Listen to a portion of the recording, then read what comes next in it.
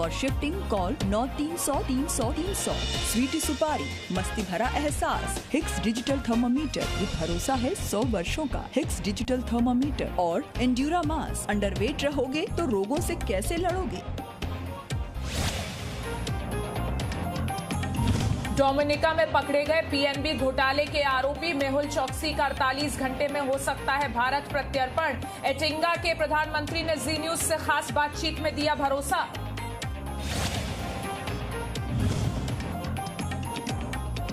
लगातार दूसरे दिन कोरोना के नए केसेस की संख्या 2 लाख के पार। 24 घंटे में 2,11,000 लोग हुए संक्रमित। 3,847 की मौत। सागर धनखड़ मर्डर केस में आज रेसलर सुशील कुमार और 4 दूसरे आरोपियों को आमने सामने बिठाकर होगी पूछताछ। मनोवैज्ञानिक एक्सपर्ट की भी मदद ले रही है क्राइम ब्रांच। योग गुरु स्वामी रामदेव को 1,000 करोड़ का नोटिस। एलोपैथी पर दिए गए बयान को लेकर उत्तराखंड आईएमए की तरफ से भेजा गया मानहानि का नोटिस।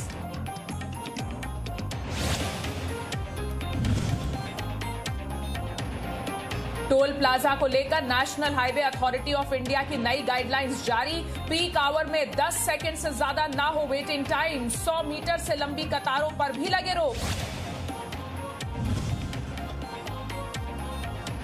विदेश मंत्री एस जयशंकर का अमेरिका में ऐलान। आतंकवाद का कोई भी रूप मंजूर नहीं। कूटनीतिक तौर पर भी नहीं ठहराया जा सकता जायज। नमस्कार, जी न्यूज देख रहे हैं आप। मैं हूं अदिति अवस्थी और सुबह के 10 बजने वाले हैं। 10 बजे के बुलेटिन की शुरुआत इस वक्त की 3 बड़ी खबरों के साथ करते हैं। तो पहली बड़ी खबर, क्राइम ब्रांच की कस्टडी में सुशील पहलवान से पूछताछ के लिए दिल्ली पुलिस ने मनोवैज्ञानिक एक्सपर्ट का सहारा लिया है। सुशील से पूछताछ में दिल्ली पुलिस की क्राइम ब्रांच के अधिकारियों के साथ मनोवैज्ञानिक एक्सपर्ट्स भी पूछताछ का हिस्सा बनेंगे। दूसरी बड़ी खबर, लगातार दूसरे दिन कोरोना के नए केसेस की संख्या 2 लाख के पार है, जो कि चिंता की बात है। 24 घंटे में 2,11,000 लोग संक्रमित हुए हैं। वहीं 3,847 लोगों की मौत हुई है। 2,83,135 लोग संक्रमण से ठीक भी हुए हैं। तो पिछले 24 घंटे के आंकड़े इस वक्त की दूसरी बड़ी खबर। और तीसरी बड़ी खबर, टोल प्लाजा को लेकर national highway authority of India की नई गाइडलाइंस आई हैं। पीक आवर में 10 सेकंड से ज्यादा की वेटिंग ना हो और साथ ही 100 मीटर से लंबी कतारों पर भी रोक लगे। तो national highway authority of India ने टोल प्लाजा को लेकर अहम गाइडलाइंस जारी की हैं, जिनका आपको जानना जरूरी है कि पीक आवर में 10 सेकंड से ज्यादा क्या वेटिंग टाइम नहीं होना चाहिए और 100 मीटर से लंबी कतारों पर भी रोक लगनी जरूरी है।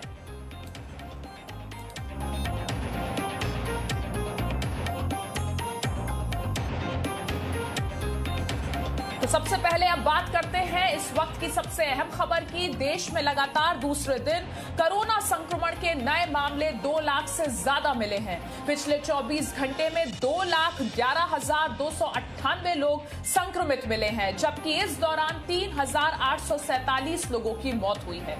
24 घंटे में 2,83,135 लोग ठीक हुए हैं। लेकिन ये चिंता की बात है कि हम लगातार दूसरे दिन एक ऐसे वक्त में जब मामले नीचे जा रहे थे, मामले कम हो रहे थे, दोबारा से ट्रेंड बढ़ा है। हम लगातार दूसरे दिन कोरोना संक्रमण के नए मामले 2 लाख से ज्यादा देख रहे हैं। पिछले 24 घंटे में 2,11,298 लोग हिंदुस्तान में कोरोना से संक्रमित मिले हैं। इस दौरान 3,847 लोगों की मौत का आंकड़ा भी हमारे सामने है। वहीं 24 घंटे में ठीक होने वालों का आंकड़ा है 2,83,135।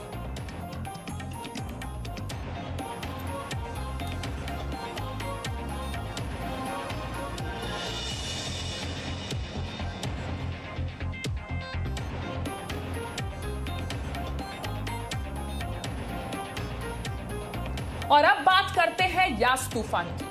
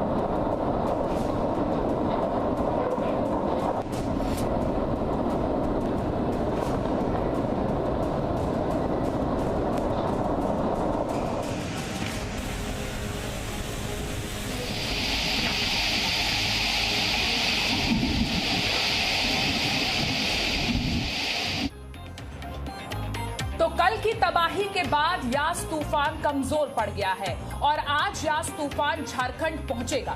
मौसम विभाग ने झारखंड में भारी बारिश की आशंका जताई है, लेकिन बुधवार को यास तूफान ने ओडिशा, पश्चिम बंगाल में भारी तबाही मचाई, जिसकी लगातार कल से ही हम आपको तस्वीरें दिखा रहे हैं। यास तूफान से पश्चिम बंगाल में 1 करोड़ लोग प्रभावित हुए हैं। चक्रवाती तूफान यास की वजह से 3 लाख मकान क्षतिग्रस्त हो गए हैं और 134 तटबंध भी क्षतिग्रस्त हो चुके हैं। प्रशासन ने 8 जिलों में लोगों से घरों में रहने की अपील की है। तो यास तूफान को लेकर लगातार हम आपको अपडेट्स दे रहे हैं। वो यास तूफान जिसने बंगाल ही नहीं ओडिशा के तट से टकराने के बाद भी खूब तबाही मचाई।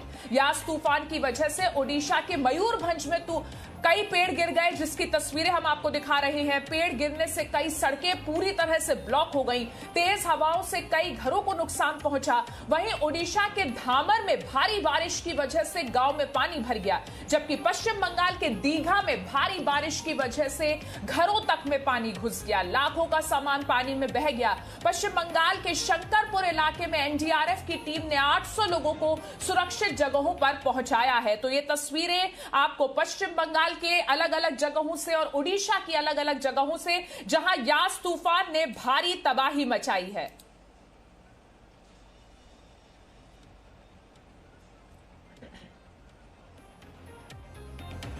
और इस वक्त मेरे 2 सहयोगी जुड़ गए हैं हमारे साथ पूजा मेहता जुड़ी हैं और साथ ही शांता स्वरूप भी जुड़े हैं। पूजा पश्चिम बंगाल से हमारे साथ। पूजा, कल से ही लगातार आप हमें अपडेट्स दे रही हैं किस तरीके से पश्चिम बंगाल के तटीय इलाकों में यास तूफान ने तबाही मचाई है, लेकिन अब इसकी लैंडिंग जो कल हो चुकी है उसके बाद धीरे धीरे असर कम हो रहा है। पश्चिम बंगाल की अगर स्थिति की बात करें तो इस वक्त वहां क्या स्थिति है? देखिए, आपको बता दें कि आज सुबह हालांकि थोड़ी देर पहले तक जो है धूप निकली थी, लेकिन फिर एक बार मौसम बदला है, तेज बारिश शुरू हो चुकी है और हम फिलहाल दीघा में और यहाँ पर फिर एक बार तेज हवाएं भी चल रही है, क्योंकि अब ये चक्रवाती तूफान यास जो एक डीप डिप्रेशन में तब्दील हुआ है, हालांकि बंगाल से गुजरते हुए आगे बढ़ चुका है, झारखंड के दक्षिणी इलाके में है, लेकिन फिर भी इसका असर मौसम विभाग की ओर से कहा गया था कि अगले 2-3 दिनों तक लगातार रहेगा। कुछ इलाकों में पश्चिम बंगाल के 20 जिलों में भारी से वेरी हेवी रेनफॉल हो सकता है। इसलिए अभी भी अगर हम आपको दिखाएं तो मैं आपको तस्वीरों के माध्यम से दिखाना चाहूंगी कि फिर एक बार यहाँ पर हाई टाइड आई थी, आज सुबह भी, कल रात को भी, लैंडफॉल के बाद भी, और समुंदर जो है फिर एक बार अशांत है। ये कल की तबाही का मंजर है। आप देखिए, जो बोल्डर्स, पत्थर वगैरह होते हैं पानी में, वो चूंकि दीवार तोड़कर जो वेव्स थे वो इस तरफ आ रहे थे, अभी भी आ रहे हैं, आप देखिए। तो इसलिए यहाँ पर जो है देखिए बहुत सा जो है पोल्स वगैरह उखड़ गए हैं, पेड़ टूट गए हैं। साथ ही एक और इम्पोर्टेंट इन्फॉर्मेशन आपको बता दूं, पश्चिम बंगाल के मुख्यमंत्री कल एक एरियल सर्वे करेंगी और वो 3 जिलों में जाएंगी, उत्तर 24 परगना, दक्षिण 24 परगना, ईस्ट मिदनापुर, और फिर वो पहुंचेंगे दीघा कल रात को, और फिर यहीं से एक एडमिनिस्ट्रेटिव रिव्यू मीटिंग होगी, साइक्लोन रिव्यू मीटिंग होगी, और ये आकलन लगाया जाएगा कि आखिरकार कितने लोग प्रभावित हैं और किस तरीके से राज्य सरकार की ओर से उनको मदद की जाएगी। जो एक एस्टिमेटेड आंकड़ा है पूजा, उसके मुताबिक जैसा आपके जरिए हमें जानकारी मिल रही है कि 3 लाख घरों को नुकसान हुआ है और 1 करोड़ लोग लगभग प्रभावित हो सकते हैं। बिल्कुल, चूंकि ये एरिया बहुत बड़ा था तूफान का, इसका आई ऑफ द स्टॉर्मी 35 किलोमीटर लंबा था, इसलिए बड़े इलाके में जो है यहाँ पर तबाही मचाते हुए आगे गया है ये चक्रवाती तूफान। और ये तो बस एक इनिशियल एस्टिमेट है, क्योंकि हाई टाइड की वजह से बहुत से ऐसे गांव हैं जो पहले साइक्लोन के बाद प्रभावित नहीं हुए थे, लेकिन लगातार जो 2 हाई टाइड आई उससे जो है कई ऐसे गांव हैं जो डूब चुके हैं। तो वो भी फिर एक और असेसमेंट किया जाएगा और आखिरकार पता लगेगा कि कितने लोग और कितने गांव प्रभावित हैं। बिल्कुल। और पूजा, कलकत्ता का जो कोलकाता एयरपोर्ट है वो भी कल से ही बंद है और आज भी उसके बंद रहने की जानकारी मिल रही है, यानी हवाई यात्रा पर इस वक्त रोक है पश्चिम बंगाल में।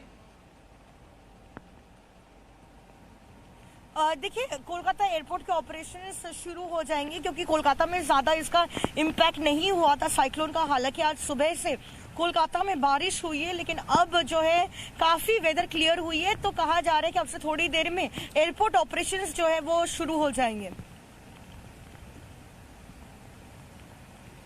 बहुत बहुत शुक्रिया आपका इस पूरी जानकारी के लिए। पूजा, आपसे और अपडेट्स ले, लेकिन उससे पहले हमारे पास शांता स्वरूप भी हैं धामरा से, उड़ीसा से हमारे सहयोगी। शांता, हमने कल देखा उड़ीसा में किस तरीके से धामरा में यास तूफान ने भारी तबाही मचाई। अगर हम आज की बात करें तो क्या स्थिति है वहां? देखिए, बात यह है कि जिस तरह ये चक्रवात तूफान का प्रभाव सबसे असर पड़ा उड़ीसा के जो भद्रक और बालेश्वर इस जिला में, क्योंकि इस जिला के बीच में जब लैंडफॉल किया उस वक्त जो वो टाइम में ज़्यादातर असर पड़ा है। और वो कल से आज का अगर बात बताऊं, हम कल से ही ये धामरा के पास है और यहाँ में अभी धामरा जो मेराइन पुलिस के थाने में जहाँ पे यहाँ पे सबसे बड़ा इम्पोर्टेंट बात है, यहाँ अगर हम जहाँ पे अभी खड़े हैं यहाँ कल से पानी था, लगभग 1 मीटर तक पानी यहाँ पे उच्च पानी आ गया था। और अभी मैं जो बैतरणी नदी के पास हूँ यहाँ पे एकदम भी खाली था, लेकिन अभी आज मौसम बदलने के बाद धीरे धीरे ये यहाँ भी स्वाभाविक हो रहा है। जो मेराइन पुलिस का जो बोट था और फिशरमैन का भी जो बोट था वो भी धीरे धीरे यहाँ का तट के पास धीरे धीरे ला रहे हैं, क्योंकि जब पहले बताया गया था मौसम विभाग की तरफ से बोट को सुरक्षित स्थान में लेने के लिए, कल 2 दिन से पहले ही सब यहाँ पे नहीं था, एकदम खाली था। लेकिन आज सुबह से धीरे धीरे मौसम बदलने के बाद धीरे धीरे वो सब बोट यहाँ पे ला के रख रहे हैं। और जिन जिन लोगों का जो डैमेज हुआ है, जो माइनर डैमेज हो या मेजर डैमेज हो, वो लोग धीरे धीरे उनको प्रस्तुत कर रहे हैं। अभी हालत ये है कि जैसे कि 15 दिन के लिए तो अभी बंद है फिशिंग, लेकिन उनका जो बोट है डैमेज हुआ है साइक्लोन की वजह से, वो उन लोग ने धीरे धीरे यहाँ आ के वो सब धीरे धीरे प्रस्तुत कर रहे हैं। और अगर बात करेंगे यहाँ का सिचुएशन का, तो यहाँ पे जो वाटर लॉगिंग हुआ था वो अभी तक भी जारी हुआ है। जैसे कि ज़्यादातर जो बोला गया था पहले से यहाँ पे ही लैंड करेगा, लेकिन धीरे धीरे वो बालेश्वर और भद्रक जिले में बीच में ही लैंड बोल कर दिया। तो यहाँ पे इतना असर नहीं पड़ा, फिर भी उनका साइड प्रभाव में, साइड इम्पैक्ट में भी यहाँ पे भी थोड़ा बहुत प्रभाव यहाँ पे भी था। और कल ज़्यादातर सुबह में ज़्यादा भारी तेज़ रफ्तार में हवा के साथ साथ एक्सट्रीमली हेवी रेनफॉल भी हुआ था। हमारे साथ भी यहाँ पे जो मेराइन पुलिस के इंस्पेक्टर है उनके साथ अधिक जानकारी लेंगे, क्या क्या कल कैसे सिचुएशन रहा और आज कैसे रहा।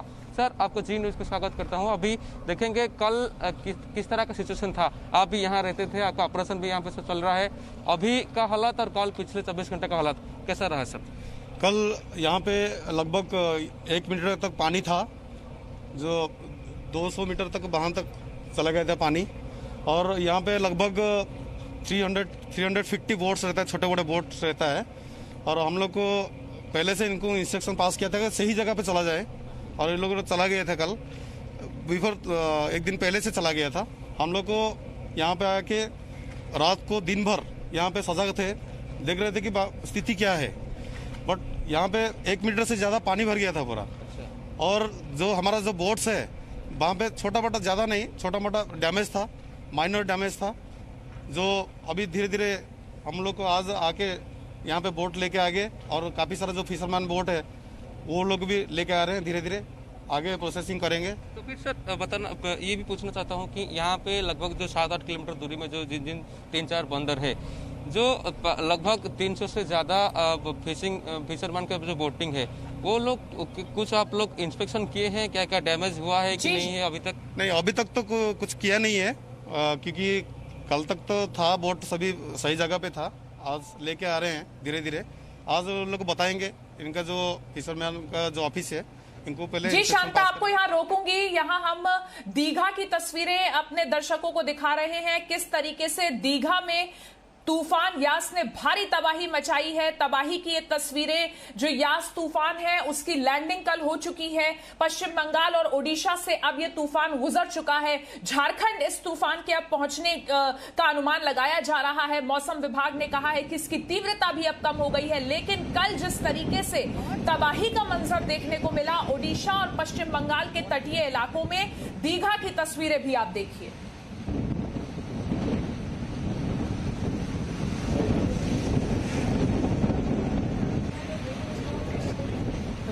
155 से 165 किलोमीटर प्रति घंटे की रफ्तार से हवाएं चल रही थी। तेज बारिश हुई, पेड़ उखड़ गए, सड़कें ब्लॉक हो गई और हर तरफ से तूफान यास की निशानी है उसकी तस्वीरें हमारे पास अब आ रही हैं।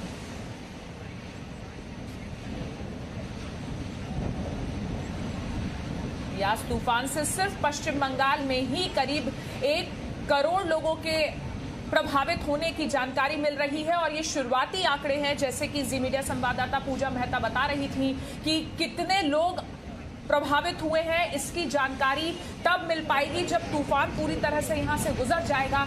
पश्चिम बंगाल की मुख्यमंत्री ममता बनर्जी ने भी अलग अलग जो तूफान प्रभावित क्षेत्र हैं उनका जायजा लिया, स्थिति पर नजर बनाए हुए हैं ममता बनर्जी। और साथ ही ओडिशा में भी लगभग वैसी ही तस्वीरें देखने को मिल रही हैं। ओडिशा में भी तूफान यास ने बहुत ज्यादा तबाही मचाई, जिसकी तस्वीरें लगातार हम आपको दिखा रहे हैं।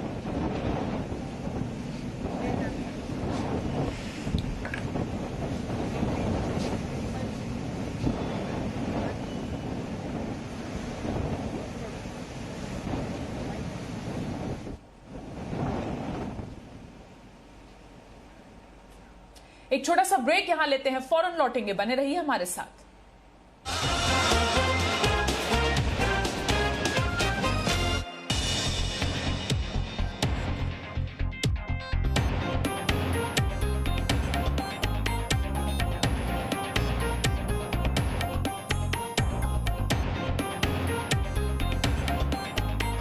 प्रायोजक डाबर दंत रक्षक, मारे 99.9% कीटाणु। तो दूसरी तरफ कब्रें खोदने का। आज शाम कुल 91 लाशों का अंतिम संस्कार किया गया। 78 मुस्लिम्स और 3 क्रिश्चियंस को दफनाकर और 10 हिंदूज को जलाकर उनकी आत्माओं की शांति के लिए प्रार्थना की गई। क्रैश साइट से मिली ज्यादातर बॉडीज अभी भी चरखी दादरी के सिविल हॉस्पिटल में पड़ी हैं। लखनऊ से आए मुशीर ने अपने बड़े भाई और जवान भतीजे की लाशों को शरीर के निशान देखकर पहचाना। हमने उसी को हाथ लगाया, हमने अपने भाई देखा और फिर भतीजे को हमने देखा, उसके कागज निकाले। 350 लोगों की जान लेकर इस क्रैश ने इंडियन सिविल एविएशन के ट्रैक रिकॉर्ड पर एक क्वेश्चन मार्क लगा दिया है और वर्ल्ड मार्केट में अपनी साख कायम करने के लिए इंडियन गवर्नमेंट को न केवल इस क्रैश की एक सीरियस इंक्वायरी करानी होगी, बल्कि देश में सिविल एविएशन के स्टैंडर्ड को सुधारने के लिए भी कुछ नए कदम उठाने होंगे। सुधीर चौधरी, जी न्यूज, चरखी दादरी।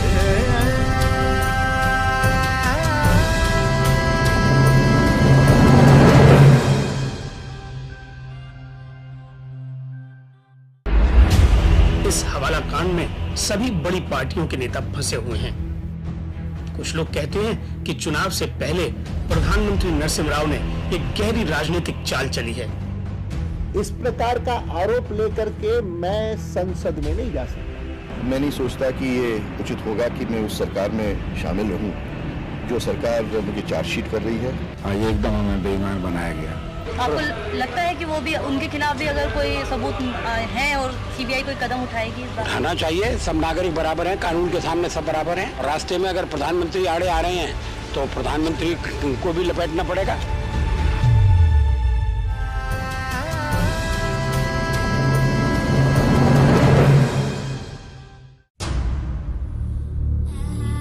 दुनिया का कोई मुल्क ऐसा नहीं है जहाँ कीमतें नहीं बढ़ती आजकल, लेकिन मैं ये जरूर कहूँगा कि जिस रफ्तार से कीमतें बढ़ रही थी 1991 में, उसमें धीरे धीरे कमी हुई। कीमतों पे अगर आप कंट्रोल करना चाहते हैं देश में बेकारी बेरोजगारी को बढ़ा करके, तो ऐसी कीमतों में संतुलन जो आएगा वो देश की जनता को पसंद नहीं होगा।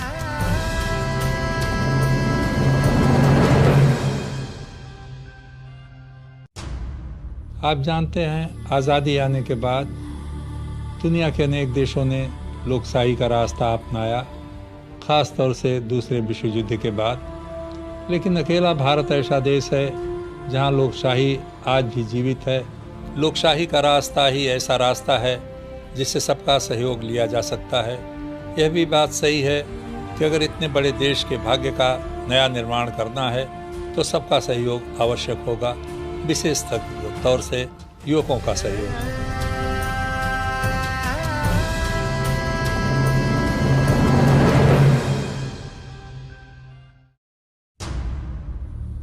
भारत की जो धर्मालु जनता है, जो धर्म को मानती है, वही सबसे बड़ा इसका संरक्षक होगी। हिंदुस्तान में धर्मनिरपेक्षता का मूल हिंदू धर्म से ही निकलता है।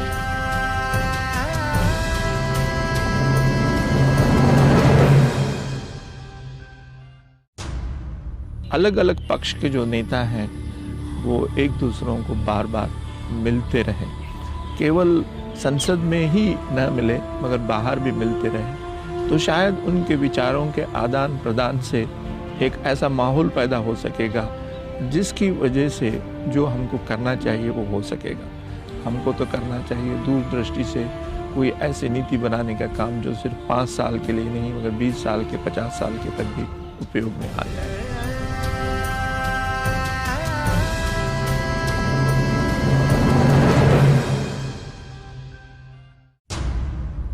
अच्छी शासन प्रणाली तभी स्थापित हो सकती है जब किसी को जिम्मेदार ठहराया जाए अपने कार्य पद्धति के लिए। जनप्रतिनिधि